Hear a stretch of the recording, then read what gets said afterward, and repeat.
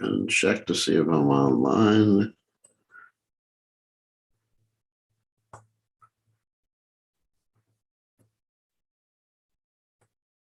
Yes, I am online. Fantastic. Okay. Got it? Okay, get it, got it. Let's chant a little bit. I got the songbook and the guitar.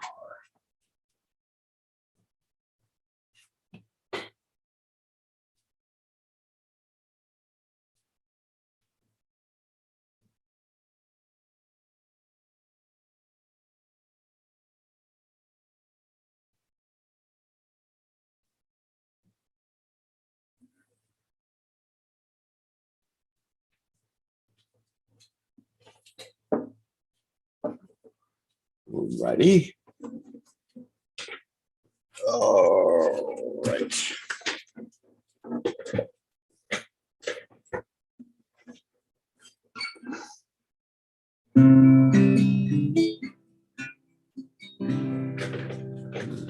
Try to bring color. I don't like those colors. Anyway.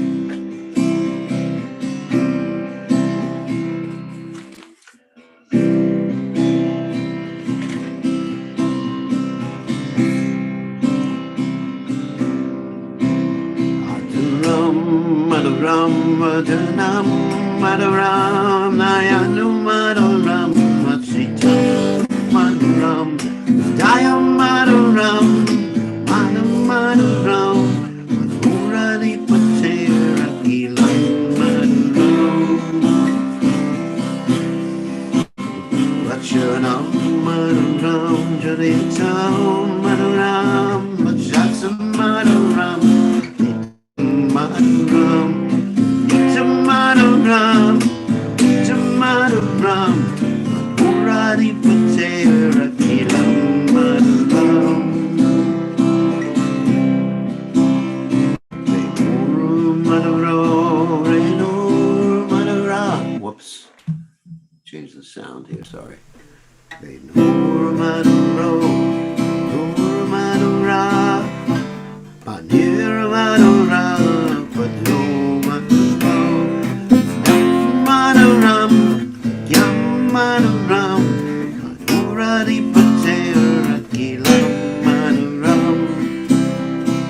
Check to see if we're using the right microphone here. Yes, okay. Tam Maduram, Picham Maduram, Tam Maduram, Sutam Maduram, Pam Maduram, Nakam Maduram, Maduradi Patera Kilam Maduram, Karana Maduram, Karana Maduram, Rana Maduram, Ramana Maduram, Nitam Maduram, Sabitam Maduram, Maduradi Patera Kilam Maduram,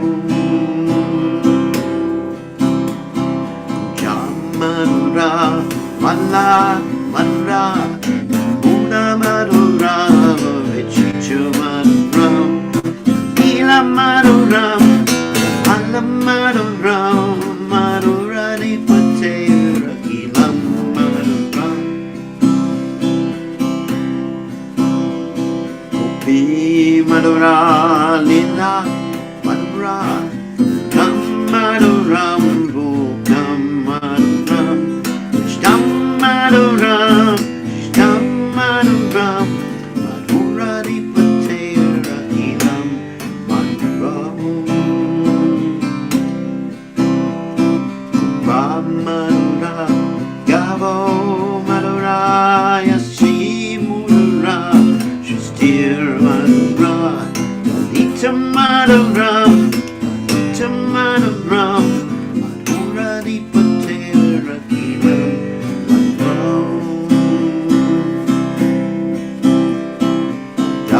Maduram, Badana Maduram, Yana Maduram, Machitam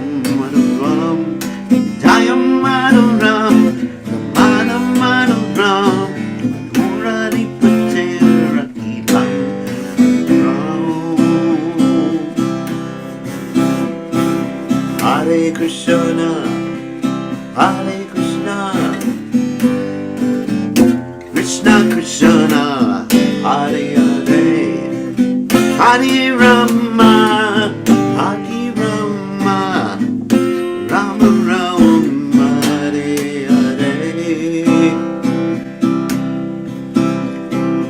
Hare Krishna, Hare Krishna, Krishna Krishna, Hare Hare. Hare Rama, Hare Rama, Rama Rama, Hare Hare. Hare Krishna, Hare Krishna, Krishna Krishna, Hare Hare. Hare Rama, Hare Rama, Rama Rama, Hare Hare. Hare Krishna, Hare Krishna, Krishna Krishna, Hare Hare. Hare Rama, Hare Rama, Rama Rama, Hare Hare. Hare Krishna, Hare Krishna, Krishna Krishna, Hare Hare. Hare Rama, Hare Rama, Rama Rama, Hare Hare.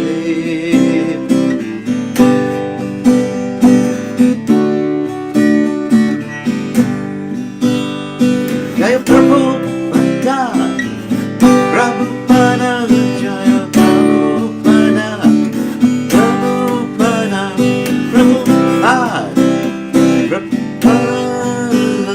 Prabhupada, Prabhupada,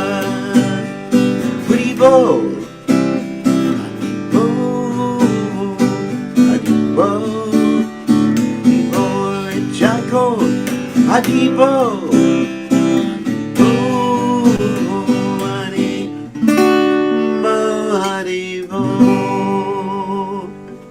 Jai Om Vishnupad Paramahansa Paravacharya All Satata Satashi Shimad His Divine Grace Savaya Charanara Bhaktivedanta Goswami Srila Prabhupada Ki Jai.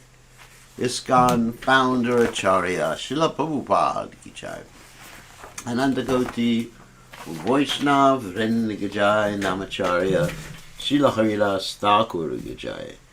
Haram Se Kaho Shri Krishna Caitanya Prabhu Nityananda Shidwaita Gadadha Shiva Siddhi Gaur Bhakta Vrinda Ki Jai. Shri Shri Radhakrishna Gopi Gopinath Sayam Kunda Radhakunda Giri Govardhan Ki Jai. Vrindavanam Ki Jai. Mituradam Ki Jai. Navadiptam Ki Jai. Jagadasami Ki Jai. Munamaya Ki Jai. Srimati Lalasi Devi Ki Jai. Samveda Bhakta Vrinda Ki Jai. Gaur Premananda Hari Hari Bol.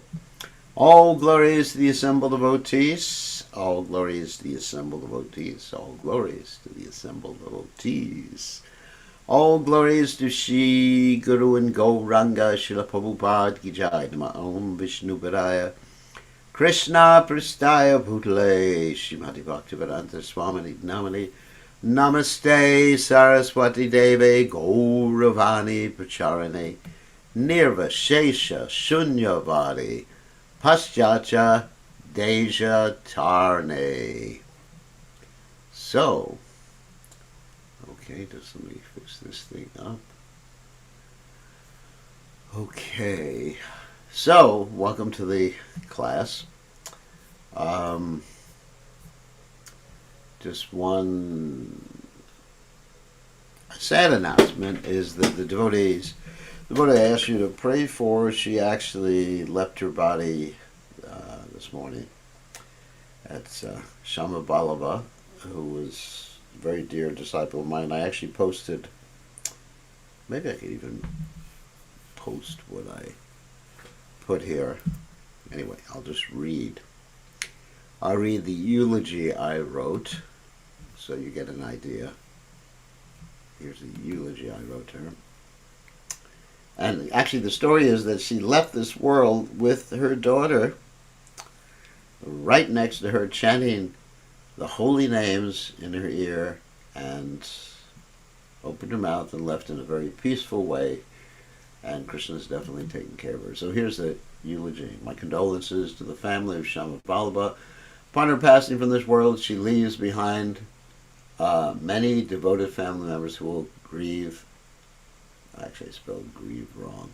Grief her absence. Grief. Anyway, spelling her absence. Everyone who knew her was captured by her loving warmth. She's also my dear spiritual daughter. Whenever I was in Fiji, I relished visiting her home and appreciating her deep Krishna conscious devotion. She had so much love for others, and she showered her love upon her guru abundantly. Her devotional qualities also capture the heart of Radha and Krishna. They made all the arrangements for their dear devotee to join them, but arranging for her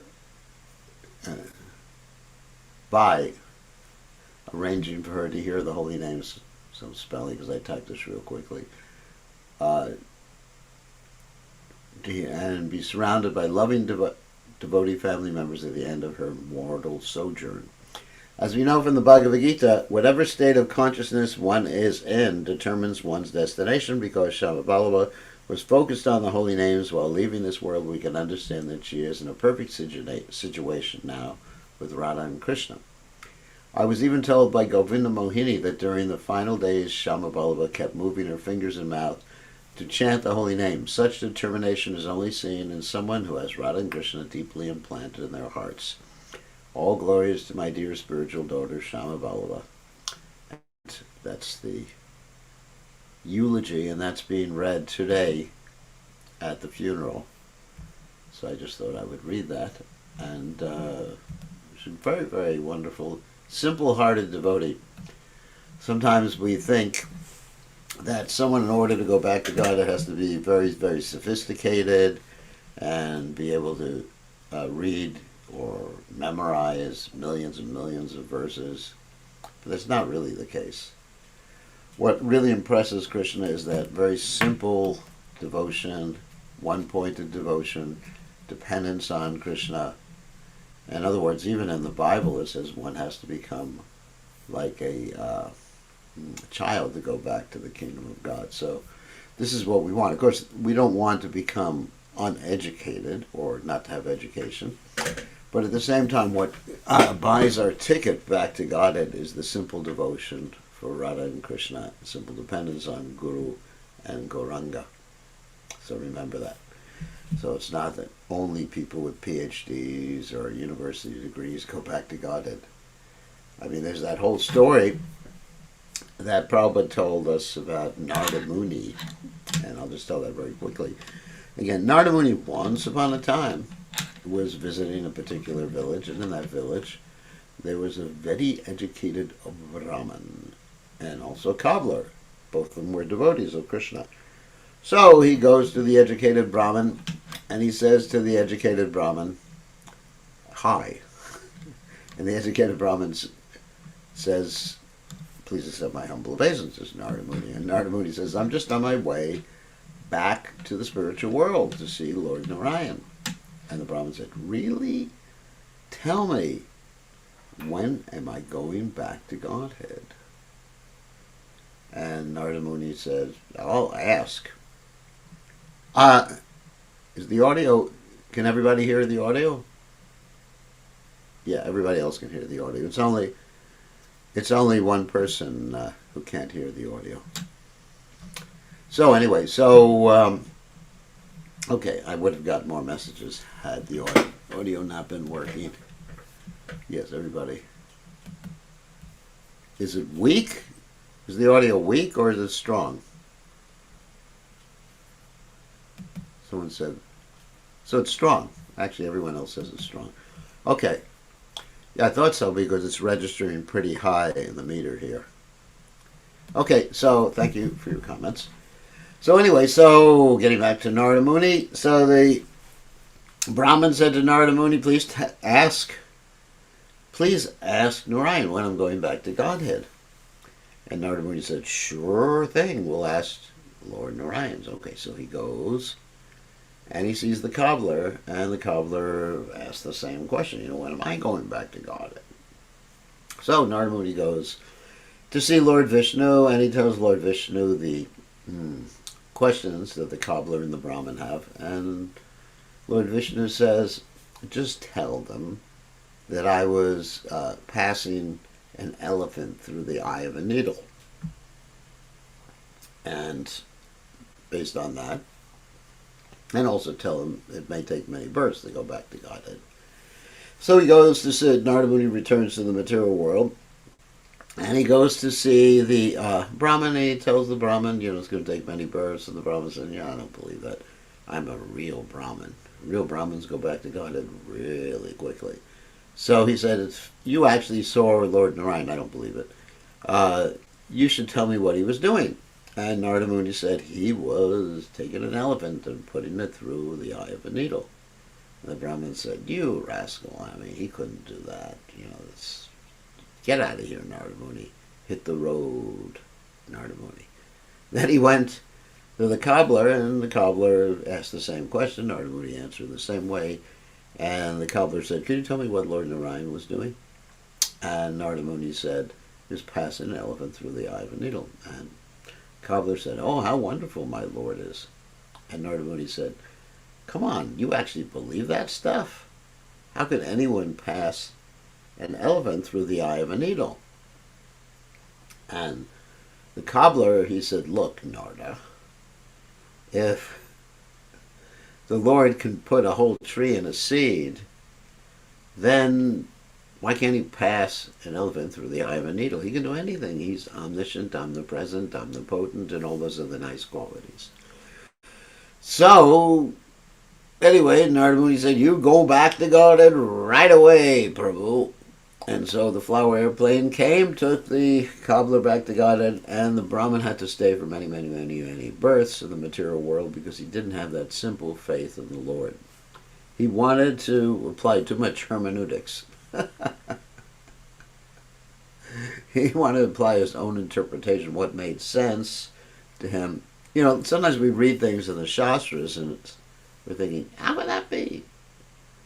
But actually, sometimes things are different than our empirical experience leads us to believe, or even the empirical experience of scientists or with all their instruments. Sometimes things are different, completely the opposite. So we should have faith in the Vedic literatures and faith in Krishna and faith in the spiritual master. So that's the type of faith. So there's one devotee, Shama Ballava. She had just complete, simple faith, not sophisticated. So Krishna has come to save the unsophisticated devotees. Those who just very simple, give their heart to Krishna. Like the gopis. They're very simple. Not so well educated. Very simple village girls. And actually all the residents of Vrindavan, other than a few like the Brahmins like Garga Muni, they're actually very simple, unsophisticated persons. Like Yashodamai. Very unsophisticated. But their hearts, or her heart, is given to Krishna. And that's the point. Just give the heart to Krishna. And what's the evidence you give the heart to Krishna? Is that you're enthusiastic to please Krishna 24 hours a day. That's the proof. And you don't really want to do anything else other than pleasing Krishna, which means part of that is chanting his holy names. Okay.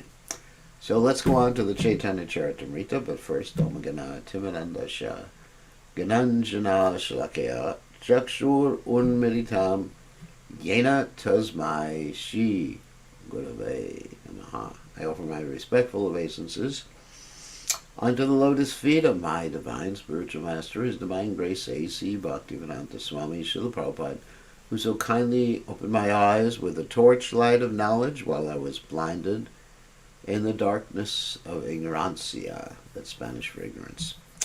Okay, so now we'll go on to the Caitanya Caritamrta. Let me just put the screen down so I can see the better to see you with.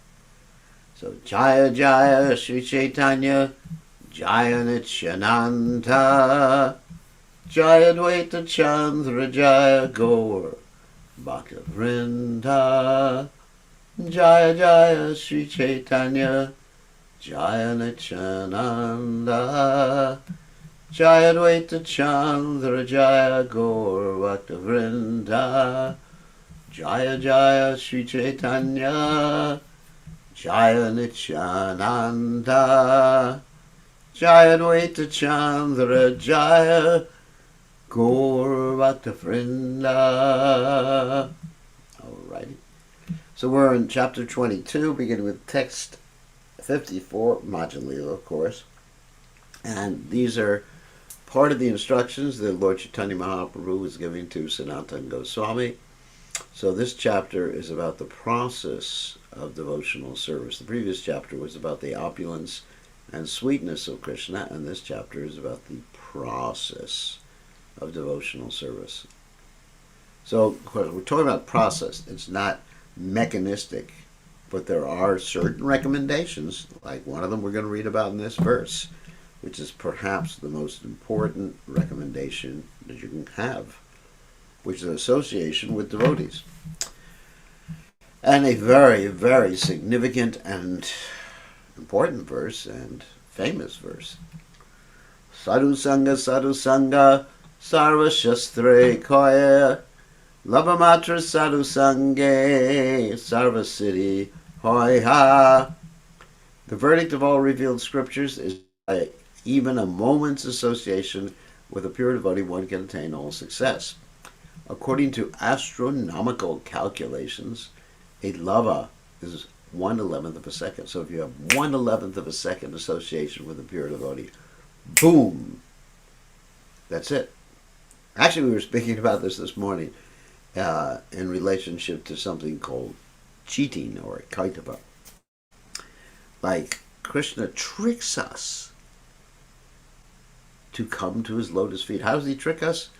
That we're just minding our business, in my case, listening to the radio, and all of a sudden, Prabhupada came on the radio. I didn't plan it. And Prabhupada starts chanting on the radio, and that's it. My material life was gone. That was a trick. Of course, it's not a trick in the sense that someone is devious or someone is deliberately trying to do something to exploit someone else. But sometimes one has to be a little, let's say, one has to plan things strategically, a little strategic. So, this is the case. If one just hears the holy name, takes prasadam, then one will actually become Krishna conscious eventually. And it's interesting, I was talking to someone today, I was talking to someone today about mass prasadam distribution, Fruit for Life program. And they were saying, well, there's the benefit of people take prasadam. I said, you got to make sure it's prasadam. Because they said, if you hire a bunch of people to cook and you pass out vegetarian food, that is not prasadam. I mean, maybe like charity in the mode of goodness. Maybe. It's actually mixed with the other modes. Obviously, it's not pure goodness. But it's not prasadam. People are not going to get advancement by eating food cooked by someone who is not Krishna conscious. They're not offered to Krishna. It's not that food is synonymous with prasadam, or prasadam is synonymous with food. Prasadam means mercy. And for one to have the mercy of taking prasadam, prasadam has to be cooked by someone who is following strictly, and it also has to be offered by someone who is following strictly. Krishna's not going to accept it. Let's say Ravana comes and says, even to me, he says, would you like some food to eat with me tonight? Of course, with Ravana it might be, would you like to be the food and have me eat you tonight? But so, anyway, I wouldn't accept. I would bring my own dinner to Ravana's house. So, anyway.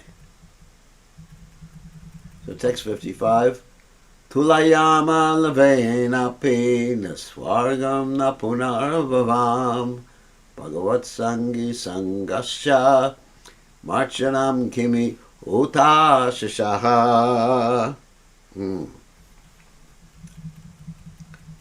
value of a moment's association with the devotee of the Lord cannot be compared even to the attainment of the heavenly planets or liberation from matter.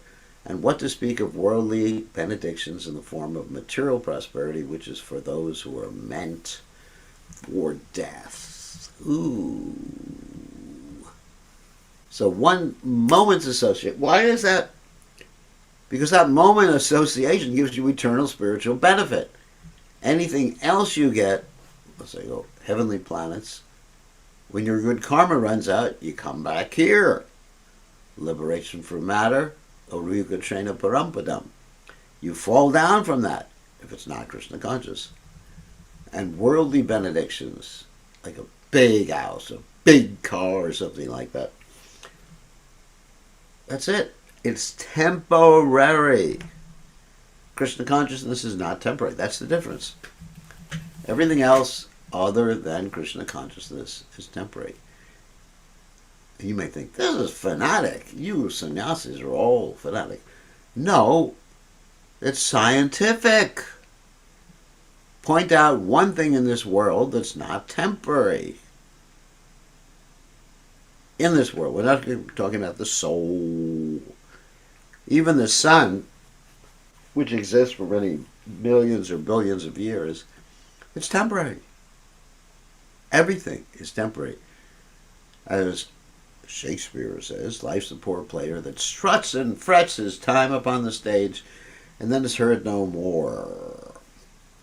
Life's a poor player that struts and frets his time upon the stage and then is heard no more.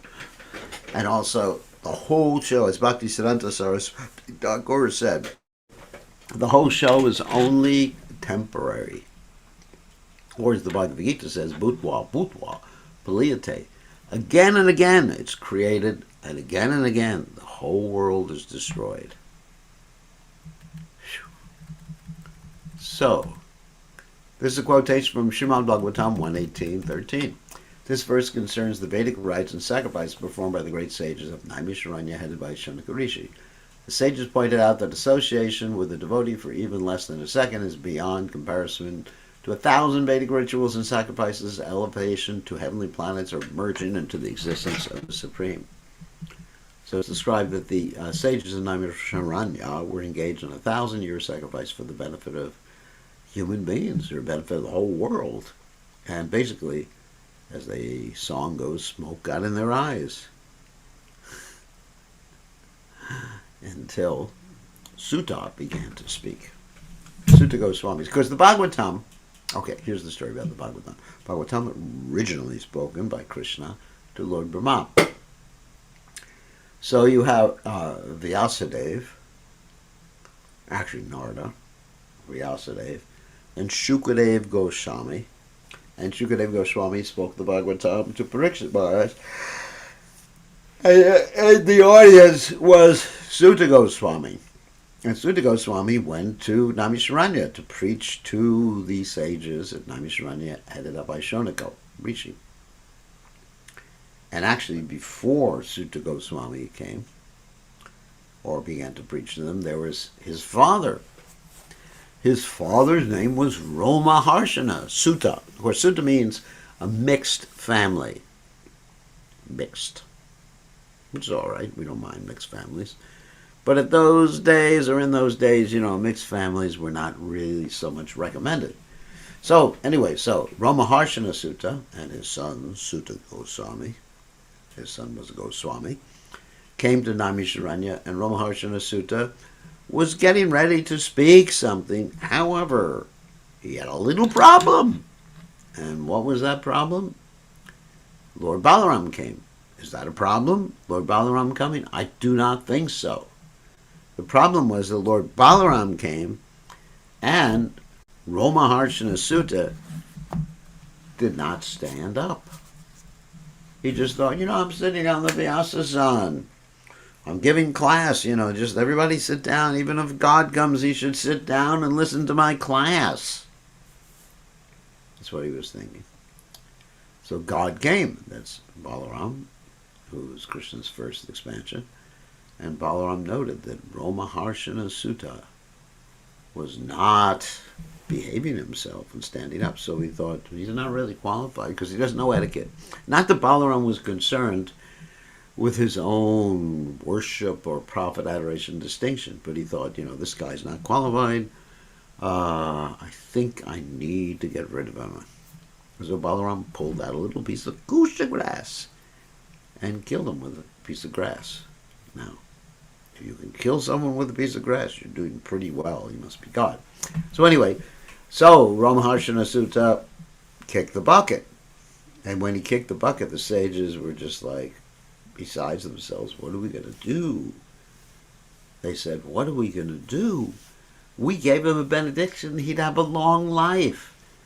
And you just cut his life short. What are we going to do? I mean, we could bring him back to life. We have that power. However, because you killed him, it's not a good idea for us to bring him back to life. So we got to respect whatever you do, Balaram. We obviously didn't want to anger him anymore. So they thought for a second. Balaram said, and they also said, that his son, Sutta Goswami, will represent him. In this way, he will have a long life because a man lives through his children. Huh. Interesting. So my parents must be living through me. Not literally, but they get the benefit. Okay. So it's like one of these rituals like that the parents live through the children. So Sutta Goswami took over and he began to speak at Naimisharanya, and he spoke that verse. They realized that all the Vedic rituals they were doing before were for naught. That means zero. Were for naught. And so basically the most important thing was association with devotees and hearing. That's the association with devotees, not simply being the same physical presence. For example, a bug may be in the same physical presence as a devotee. Like if there was a bug. I mean, for example, the other day I was in the place, I have an apartment in Raleigh, and there was this giant cockroach taking a shower with me. And I touched him with my feet so he wouldn't drown. Not because I was thinking, let me liberate him. And then he appeared as a human being. No. No, he didn't. That's just a joke. So he was having association, but that's not the type of association. A bug is biting, or mosquito. Like if you go to Fiji, so many mosquitoes have association with you. So we have to use association preventative, which is association repellent. And actually, it's interesting. Sometimes devotees who do this jata yoga, they use association repellent, which means they act in such a way so that people don't go near them and disturb their meditation. I mean, Gorgashodas Babaji Maharaj did that. Other devotees like Lord Rishabhadev did that. It's called jata yoga, or what to speak of, jata bharata, we talked about last night. That's called association repellent to keep people away. But Srila Prabhupada wanted as many people as possible to associate with him. Anyway, Krishna Kripalu Arjunere Lakshakariya Jagatere Rakiya Chena Upadesha Diya. Krishna is so merciful that simply by aiming his instructions at Arjuna, he has given protection to the whole world, because everyone hears the Bhagavad Gita. This is a verse from the Bhagavad Gita. Actually, two verses. Sarvaguyatamam bhuya shrinu me paramam vachai shtosi me dradamiti tato vakshami te hitam manana bhagavan bhakto madhyajimam namaskuru Mame Veshasi Sacham Te Patijane Prihosime. Because you are my very dear friend. I am speaking to you, my supreme instruction, the most confidential knowledge of all. Hear this from me, for it is for your benefit. Always think of me and become my devotee. Worship me and offer your homage unto me.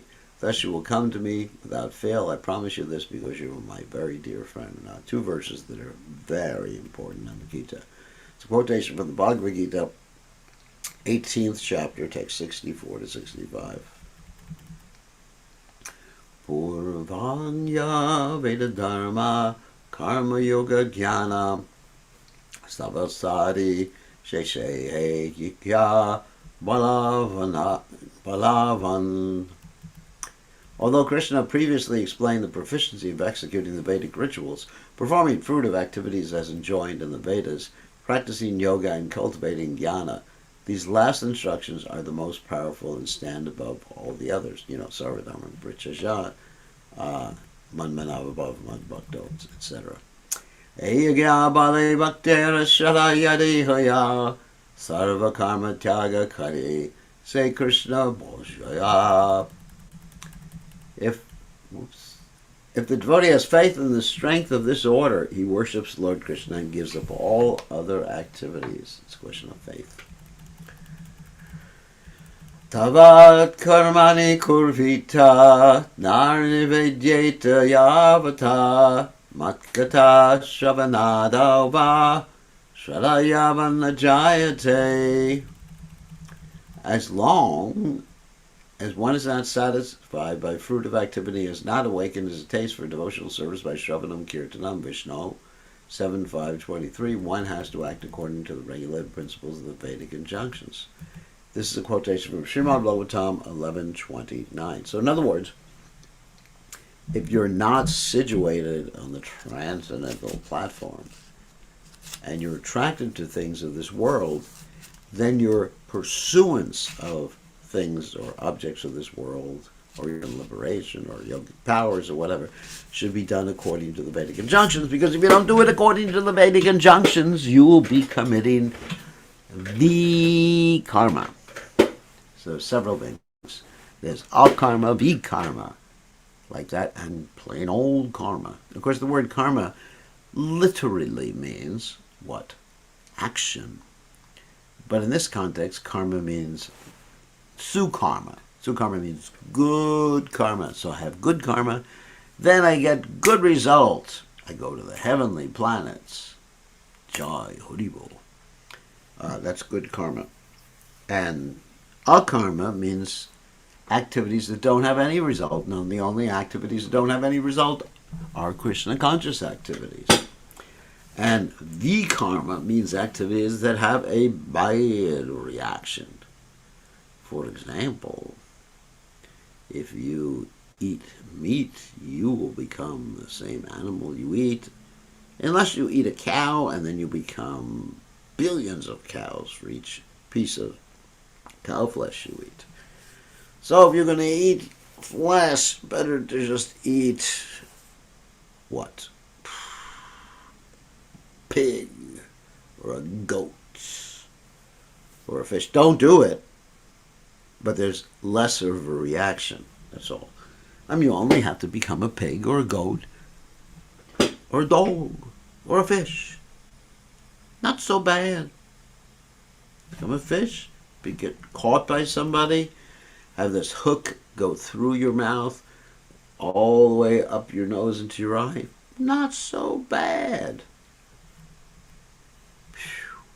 That's what will happen to you if you go fishing. One of the favorite American sports, fishing. This is an important verse again. Vishwa Shakahe Sudrida Nisya Krishna Bhakti Kaila Kaile Sarva Karma Krita Hoy. Shraddha is confident, firm faith that by rendering transcendental loving service to Krishna, one automatically performs all subsidiary activities. Such faith is favorable to the discharge of devotional service. So Shraddha basically means, literally, giving one's heart. one's heart is completely given, that's firm faith, firm trust, then we trust that by doing what Krishna wants, which is rendering transcendental loving service, then you'll achieve success. You don't have to do things that Krishna doesn't want. Okay? And that faith gives you devotional service. Yasha Devi Para Bhaktir Yata Devi Tatakuru. One who has faith in Krishna, the spiritual master, and the Vedic literatures, everything is revealed to that person. Firm faith and confidence are called Shraddha. When one engages in the Lord's devotional service, he is to be understood to have performed all his responsibilities in the material world. He has satisfied the forefathers, ordinary living entities, and demigods, and is free from all responsibility. All responsibility? All material responsibility. Still is responsible for his family. He's still responsible for his Krishna conscious service. He's responsible to serve his guru. He's still responsible. He still has to act. But whatever he does, he acts in connection, or his actions are in connection with Krishna. Such a person does not need to meet his responsibilities separately, which is what I said. They should all be connected to Krishna. It is automatically done. Fruit of activity, karma, is meant to satisfy the senses of the conditioned soul.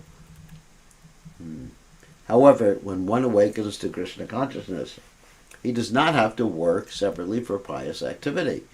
The best achievement of all fruit of activity is detachment from material life, and this detachment is spontaneously enjoyed by the devotee firmly engaged in the Lord's service. So in other words, a devotee doesn't have to try separately for detachment. Why not? That's an interesting question. Why doesn't he or she, or they or it, have to try separately for detachment? Because they become so attached and absorbed in love that the love gives them attachment, and then everything else becomes uninteresting. Right? If you're super attached to something, just like I was watching a report that people are very attached to what? You see, mobile phones. I don't know if you can see. Anyway, they're very attached to their mobile phones. And they can't live a moment. Mobile phones. You can't live a moment. Actually, I gave this whole class without looking at my mobile phone. That's pretty good. So they can't live a moment. And so they don't notice anything else going on in the world. The whole world could fall apart. There could be a major world war. But they have to engage themselves in sending their last text. Okay. Text 63. Hold on a second. Let me move a few things on the screen. I've been moving things around. Yatatara, another famous verse. Yatatara muna nischenena tripyanti tatskanda bhujo bhashakaha.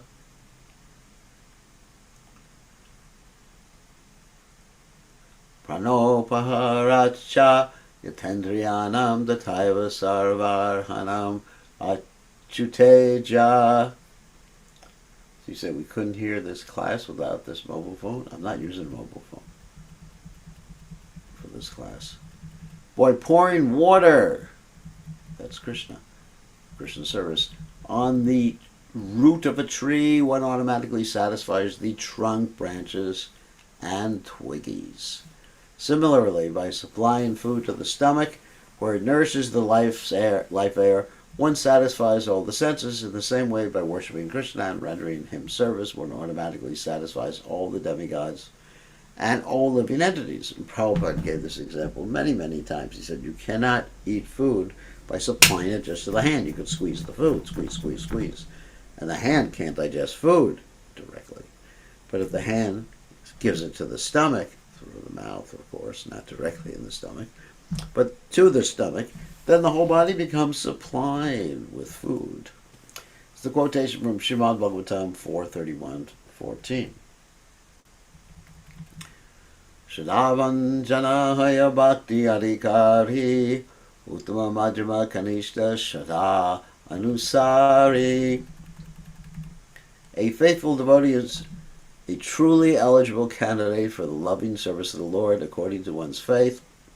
One is classified as a topmost devotee, an intermediate devotee, or an inferior devotee. We've read about this many times, but topmost devotee is Uttama Adhikari. Middle devotee is a Madhyama Adhikari, and inferior is a Kanishta, materialistic devotee. The word Shadavan, faithful, means understanding Krishna to be the summum bonum, the eternal truth and the absolute transcendence. If one has full faith in Krishna and confidence in him, one becomes eligible to discharge devotional service confidentially. Yeah. According to one's faith, one is a topmost, intermediate, or inferior devotee. Because the topmost devotee has full faith, also intensive knowledge of the Vedic literatures, especially Srimad Bhagavatam and the Vaishnava literatures. An intermediate devotee has full faith but may not have so much knowledge of the Vedic literatures.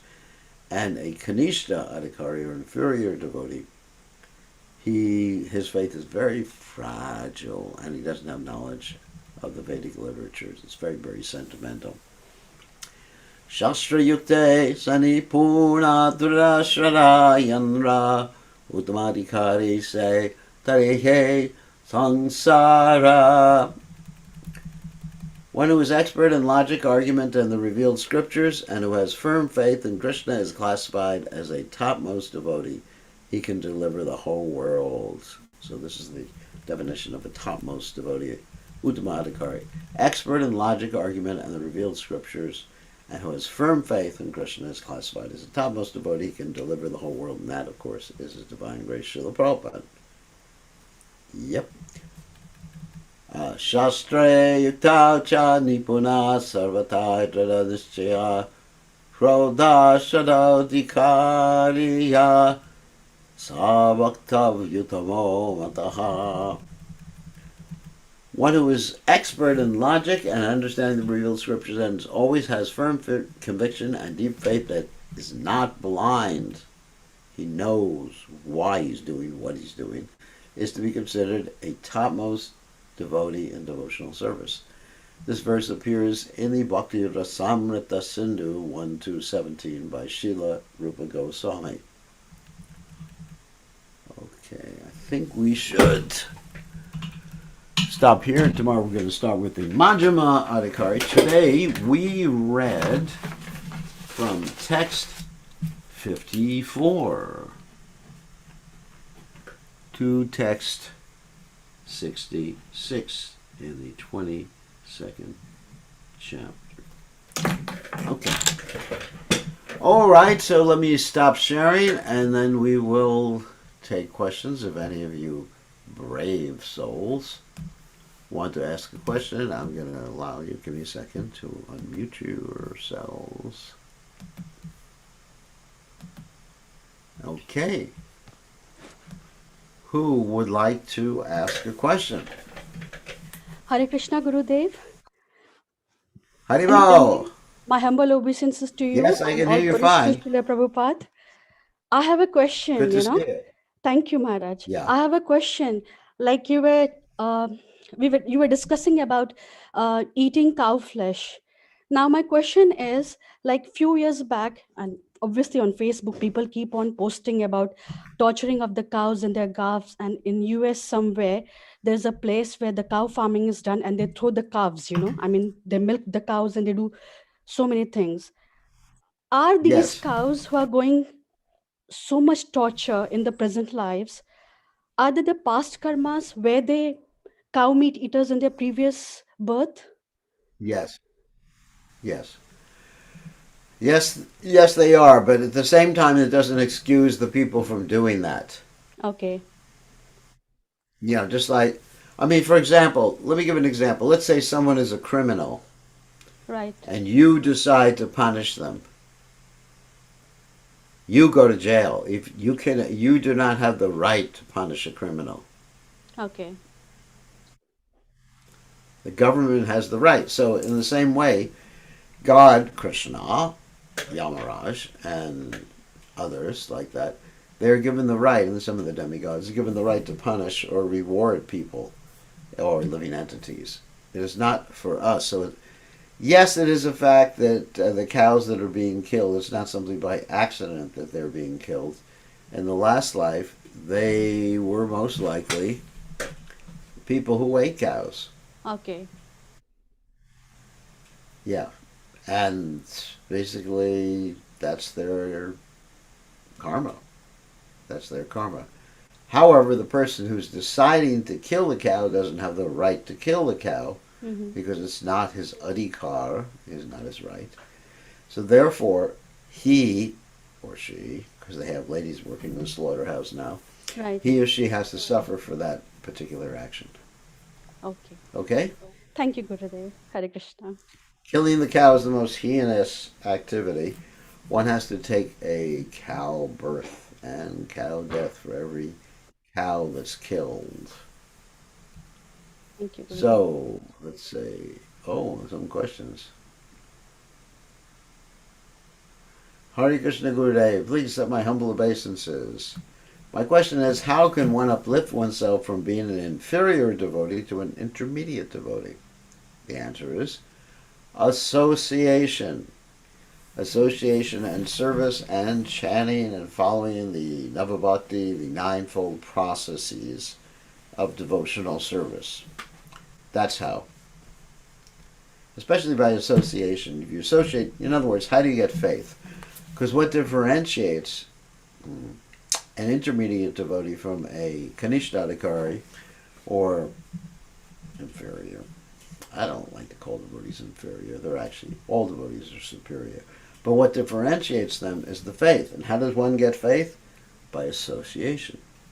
By seeing the character and qualities of a pure devotee, one actually gets faith in Krishna. That's the secret. You have to be able to associate. Again, sadhu sangha, sarva shastra koi, lava matra, sadhu sangha, sarva siddhi hoy, as the verse went that we read today. Just by a moment's 1/11th of a second association with a pure devotee, one can get all perfection. Okay, good question. All right, else wants to ask a question, raise your hand. Is pure devotional service the only way to be free of the karma of cow killing for ourselves and past relatives? Actually, by chanting the holy name Namabash, even Namabash, one gets free from the karma. But if one continues doing it, then it's all over. It doesn't work anymore. But Namabash chanting is so powerful that it can free one from all karma. So Namabash chanting means you're chanting accidentally, jokingly, even derisively, combining two syllables to make the holy name. Talking about a hotel, Ramada Inn, Ramata Inn. And in this way, you'll get free from the karma. But if you keep doing it, it doesn't work forever and ever and ever and ever. Another way is circumambulating Tulsi. Yani kani japapani brahmahacha dikani cha. But if you do it deliberately for that purpose, it won't work. But if you do it like a Jamil, he did so many horrendous things in his life, and he chanted Namabash, the names of Narayana, or the name of Narayana, and he became free from karma. That's how powerful Krishna's holy name is. Here's another one. Today you mentioned about mass prasadam cooking, prasadam being offered by Brahma. Yes, first initiated devotees, and I didn't say Brahmin devotees. I said any devotees, even if they're not initiated, can offer prasadam as long as they're devotees. A devotee in my mind, okay, there's different definitions of devotees. One definition is one who chants Hare Krishna once. That's a real loose definition. But in this particular context, I would define devotee as someone who's following the regulative principles at least and chanting some rounds. Not even 16 rounds. But chanting some rounds, they're a devotee and they have to be following the 4 regulative principles. 4 8 principles and chanting some rounds, and then would consider them to be worthy of offering prasadam, offering boga. You don't offer prasadam, of offering boga to Krishna, and the remnants being prasadam. But if it's just hired someone, like if you hire someone who's a meat eater, or who eats meat, we use this expression, he's a meat eater. But actually it's a person who eats meat. That's what the point is. Meat eater, Rakshasa, demon, whatever. He's a person who is acting demoniacally. He's a person who's acting like a Rakshasa. But nobody by nature is a Rakshasa. Everybody by nature is Krishna Das. So yes, first initiated devotees. It's fine when you're doing prasadam distribution, or even uninitiated devotees. It's fine when you're doing prasadam distribution, because Krishna accepts when someone is offered to him with love and devotion, especially if someone is connected with the Krishna consciousness movement under the direction of His Divine Grace, Srila Prabhupada. So that's all prasad. And if they have love and devotion, if they're just, even an advanced devotee, if he offers, of course, an advanced devotee won't offer without love and devotion, but even if an advanced devotee offers neglectfully, Krishna doesn't have to accept it. Krishna is a person. And so he has the prerogative, because he's God, of doing anything he wants, and he can either accept or reject what you offered him. So, who else has a question? Raise your hand or type in the text window, or we will end. I guess no one else has a question today. Oh, Gopal Das Adhikari.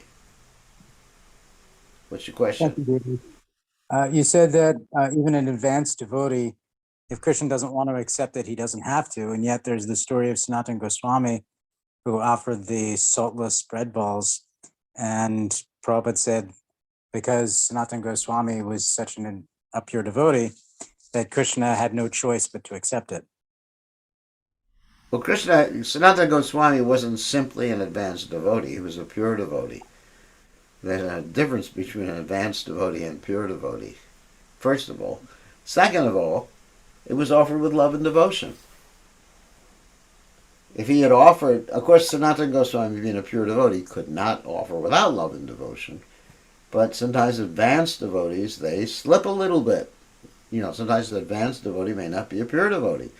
Like in the case of Bharat Maharaj, who we mentioned in the previous class. He was a very, very advanced devotee, but not a pure devotee, and he slipped. He made a mistake. So even an advanced devotee can make a mistake. When an advanced devotee doesn't offer something with devotion, then Krishna doesn't have to accept. Krishna doesn't have to accept. He's not a ritual. He's not forced by your activities. Krishna he's independent. He can do anything he wants. Like if someone offers something to me without devotion, I will not accept it. With food. Other things I may accept. Someone offers me a car without devotion, I would accept it. So Hare Krishna, we read devotees render devotional service confidentially. Is that at Uttama Adhikari platform or Raganuga platform? And a devotee can render service confidentially, either being an Uttama Adhikari or a Madhyama Adhikari. Practically any devotee can render confidentially. That means just with one's heart and between you and the Lord. Okay, so it's time, so we should end now. Thank you very much for joining us. We'll see everybody tomorrow evening. All